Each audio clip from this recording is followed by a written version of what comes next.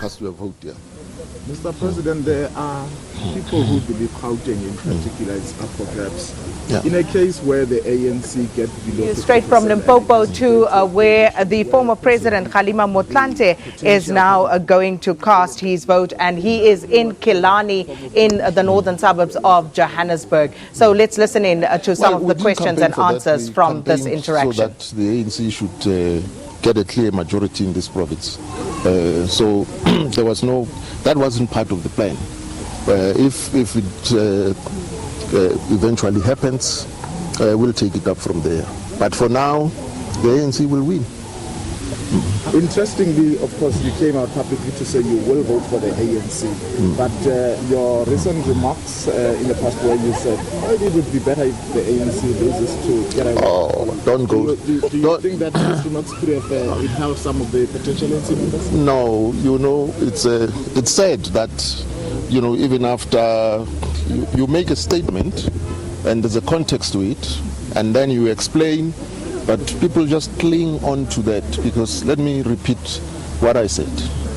It was in the lead up to the elective conference of the ANC in 2017, and I said that conference offers many possibilities for the ANC to correct what is wrong and its weaknesses, and that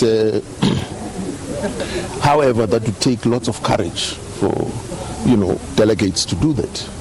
And if they fail to do that, then it may take a situation where the ANC hits rock bottom and loses elections. For a penny to drop, in other words, for them to become conscious of the need to correct all the weaknesses here. Is that clear? That is okay. But one from my side. In your high panel report presented to Parliament, you recommended that the electoral system should change, actually. And you were very blunt to say that it needed to afford ordinary South Africans to stand for elections at the province and even nationally. But why do you think, despite the fact that the Constitution is very clear that the 1999 elections were supposed to be the cut-off date with the current electoral system, why do you think Parliament took so long to make this amendment? Well, there was a commission led by the late Van Zyl Slabbert, and it recommended that we should go the route of constituency-based elections. We have a hybrid system at local government level. What needs to happen is for us to draw the lessons out of this experience. Is it working properly? Are people at local level feeling that indeed they are, in charge of their destinies? And then we can amend it accordingly to make it national. Yeah. Okay, colleagues, can we just move there? Because people are behind the camera. Sorry. Good, how's it? Yeah, I don't know what happened. You are the majority.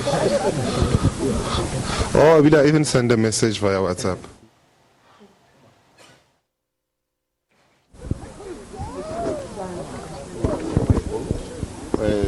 And it feels great. And I'm glad that, there's actually 78 parties registered to contest these elections, which means, more people show confidence in the system. And we, even though, of course, at the end, most of the parties don't make it, but the fact that, they raise their hands and participate in the elections is very important. You'll recall we had a party called KISS, Keep It Straight and Simple. And it was said when, the lady who led it decided that that was it, where she would no longer contest elections. But some of them are, regionally based, others are provincially based, and so on. But it's a good sign. Thank you. On that, you mentioned the penny dropping. Do you believe that penny has dropped in time to be reflected in the votes that will be cast by the electorate in this election? Well, that's a matter internal to the ANC. So, indeed, the penny has dropped. I think the leadership of the ANC is well aware that this is the last chance. And therefore, I have no doubt in my mind that soon after the elections, they will attend to all the weaknesses here. Okay, let's move, colleagues. Do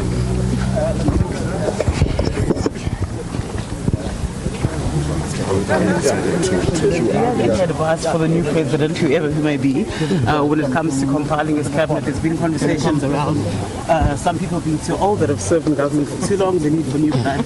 Any sort of hints No. that you might give, whoever he may be, or she may be? No, it would be presumptuous of me to even, think that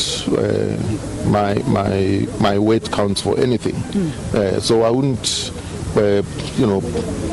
put myself in that situation where, I have to advise the incoming president. So we'll leave it at that. Yeah. One more question then. What guarantee do ANC supporters have and undecided voters that the ANC is in fact on the right track? Well, people have to make that assessment themselves. And the fact that, there's a new head of state who is committed to ensure that all the problems that have been, laid bare in these commissions of inquiries will be attended to, and it would be, an experience that would never ever recur again. Yeah. So, but as I said, people have to make that assessment themselves. Yeah. Thank you. As not as a president, but as someone who's...